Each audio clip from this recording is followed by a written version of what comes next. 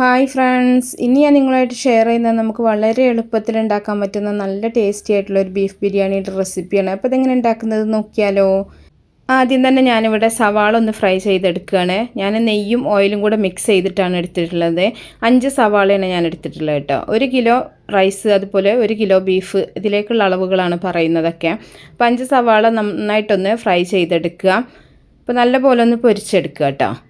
അപ്പോൾ ഇതിൻ്റെ കൂടെ അണ്ടിപ്പരിപ്പ്, കിസ്മിസ് ഇതൊക്കെ നിങ്ങൾക്ക് നേരത്തെ ഫ്രൈ ചെയ്ത് മാറ്റി വെക്കാം. അപ്പോൾ അതൊക്കെ വേണമെന്നുണ്ടെങ്കിൽ ചെയ്താൽ മതി, ഒന്ന് ഗാർണിഷ് ചെയ്യാൻ വേണ്ടിയിട്ട്. അപ്പോൾ ഉള്ളി നന്നായിട്ട് തന്നെ ഫ്രൈ ആയി കിട്ടിയിട്ടുണ്ട്. നമുക്കത് ഓയിലിൽ നിന്ന് കോരി മാറ്റാം. ഇനി അതേ ഓയിലിൽ തന്നെ ഇഞ്ചി, വെളുത്തുള്ളി, പച്ചമുളക് ചതച്ചെടുത്തിട്ടുള്ളതാണ്. ഇതൊരു 2.5 ടേബിൾ സ്പൂൺ ചേർത്തിട്ടുണ്ട്.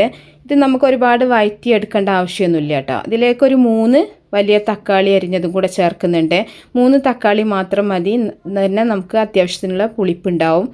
അപ്പോൾ എരിവൊക്കെ പച്ചമുളകൊക്കെ നിങ്ങളുടെ ഇതിനനുസരിച്ചിട്ട് വേണം ചേർക്കാനായിട്ട് കേട്ടോ. അപ്പോൾ ഇത് ഒരുപാട് വഴറ്റിയെടുക്കേണ്ട ആവശ്യമില്ല. ഇനി ഇതിലേക്ക് കുറച്ച് കറിവേപ്പില ചേർക്കുന്നുണ്ട്. ഇനി നമ്മൾ നേരത്തെ ഉപ്പും മഞ്ഞളും കൂടെ ചേർത്തിട്ട് വേവിച്ച് വെച്ചിട്ടുള്ള ബീഫാണ് ഇതിലേക്ക് ചേർത്ത് കൊടുക്കുന്നത്. ഇത് ഞാൻ കുക്കറിൽ ഒന്ന് വേവിച്ചെടുത്തിട്ടുള്ളതാണ് കേട്ടോ. മുഴുവൻ വേവാക്കേണ്ട ആവശ്യമില്ല, എന്നാലും ഒരു 1/4 വേവാക്കിയിട്ടുള്ള ബീഫാണ്. അപ്പോൾ ഇങ്ങനെ ചെയ്യുകയാണെന്നുണ്ടെങ്കിൽ ബീഫ് പെട്ടെന്ന് തന്നെ വെന്ത് കിട്ടും. അതിൻ്റെ വെള്ളമൊന്നും നിങ്ങൾ ഒഴിവാക്കരുത്. ആ വെള്ളത്തോട് കൂടി തന്നെ നമ്മൾ ഇതിലേക്ക് ഒഴിച്ചു കൊടുത്തിട്ട് നന്നായിട്ടൊന്ന് അടച്ചു വെക്കുക. ഒരുപാട് സമയമൊന്നും വേവിച്ചെടുക്കേണ്ട ആവശ്യമില്ല. നല്ല പോലെ തിളച്ചതിന് ശേഷം ഒന്നും കൂടെ ഒന്ന് ഇളക്കി മിക്സ് ചെയ്യാം. അപ്പോൾ ബീഫ് വേവിച്ച സമയത്ത് നമ്മൾ ഉപ്പ് ചേർത്തിട്ടുണ്ട്, ഇല്ലെങ്കിൽ നിങ്ങൾക്ക് ഈ ഒരു സമയത്ത് ഉപ്പ് ചേർത്ത് കൊടുക്കാം. ഇനി നമ്മൾ പൊരിച്ച് വെച്ചിട്ടുള്ള സവാളയിൽ നിന്ന് ഗാർണിഷ് ചെയ്യാനുള്ളത് മാറ്റി വെച്ചിട്ട് ബാക്കി സവാള ഇതിലേക്ക് ചേർത്ത് കൊടുക്കുകയാണ്. അപ്പോൾ ഗാർണിഷ് ചെയ്യാൻ മാത്രം മാറ്റി വെച്ചാൽ മതി കേട്ടോ. ബാക്കി നമുക്കിതിലേക്ക് ചേർത്തിട്ട് നമ്മളതുപോലെ മല്ലിയില, പുതിനയില അരിഞ്ഞതും കൂടെ ചേർത്ത് കൊടുക്കുന്നുണ്ട്. ഇനി നമ്മളിതിലേക്ക് ചേർത്ത് കൊടുക്കുന്നത് ഗരം മസാലയാണ്. ഒരു 2 ടേബിൾ സ്പൂൺ ഗരം മസാലയും കൂടെ ഞാനിതിലേക്ക് ചേർത്ത് കൊടുക്കുന്നുണ്ട്. വേറെ മസാലപ്പൊടികളൊന്നും നമ്മളിതിലേക്ക് ചേർക്കണില്ല. ഇറച്ചി വേവിച്ച സമയത്ത് മഞ്ഞൾപ്പൊടി മാത്രമേ ചേർത്തിട്ടുള്ളൂ. ഇനി നല്ലപോലെ ഒന്ന് ഇളക്കി മിക്സ് ചെയ്യുക. അതുപോലെ ഈ ഒരു ബിരിയാണിയിലേക്ക് തൈര് ചേർക്കണില്ല കേട്ടോ. തൈരിന് പകരമായിട്ട് നമ്മൾ ചേർക്കുന്നത് വിനാഗിരിയാണ്. 1 ടേബിൾ സ്പൂൺ വിനാഗിരിയാണ് നമ്മളിതിലേക്ക് ചേർത്ത് കൊടുക്കുന്നത്. കുറച്ച് പച്ചമുളക് അരിഞ്ഞതും കൂടെ ചേർത്ത് കൊടുക്കുന്നുണ്ട്. അപ്പോൾ 1 ടേബിൾ സ്പൂൺ വിനാഗിരിയും കൂടെ ചേർത്തിട്ട് നല്ലപോലെ ഒന്ന് ഇളക്കി മിക്സ് ചെയ്യുക. ഇങ്ങനെ ബിരിയാണി ഉണ്ടാക്കുന്ന സമയത്ത് നമുക്ക് ഒരുപാട് വഴറ്റിയിട്ടുള്ള സമയമൊന്നും ഒരുപാട് ആവില്ല കേട്ടോ. പെട്ടെന്ന് തന്നെ ഉണ്ടാക്കിയെടുക്കാൻ പറ്റും. ഇനി നമ്മൾ വേവിച്ചെടുത്തിട്ടുള്ള ചോറാണ് ഇതിൻ്റെ മുകളിലായിട്ട് ഇട്ട് കൊടുക്കുന്നത്. ഞാൻ ഉപ്പിട്ടിട്ട് തിളപ്പിച്ച് ഊറ്റിയെടുത്തിട്ടുള്ള റൈസാണ് കേട്ടോ. ഏത് റൈസിലും നിങ്ങൾക്കിത് ചെയ്യാം. കൈമയിലോ ബസ്മതി റൈസിലോ ഏത് റൈസിലും ഈ ഒരു ബിരിയാണി ഉണ്ടാക്കിയെടുക്കാം. സാധാരണ ബിരിയാണി ലെയർ ചെയ്യുന്ന പോലെ തന്നെ ചോറിട്ടതിന് ശേഷം നമ്മളിതിലേക്ക് പൊരിച്ച് വെച്ചിട്ടുള്ള സവാള, അതുപോലെ തന്നെ നമ്മുടെ അണ്ടിപ്പരിപ്പ്, മുന്തിരി, അതുപോലെ ഗരം മസാല, കുറച്ച് ക്യാരറ്റ് ചെറുതാക്കി അരിഞ്ഞത്, അതുപോലെ മല്ലിയില, പുതിനയില അരിഞ്ഞതെല്ലാം കൂടെ മിക്സ് ചെയ്തിട്ട് ലെയറാക്കിയിട്ട് നമ്മൾ ചോറ് ദം ചെയ്തെടുക്കുകയാണ് ചെയ്യുന്നത്.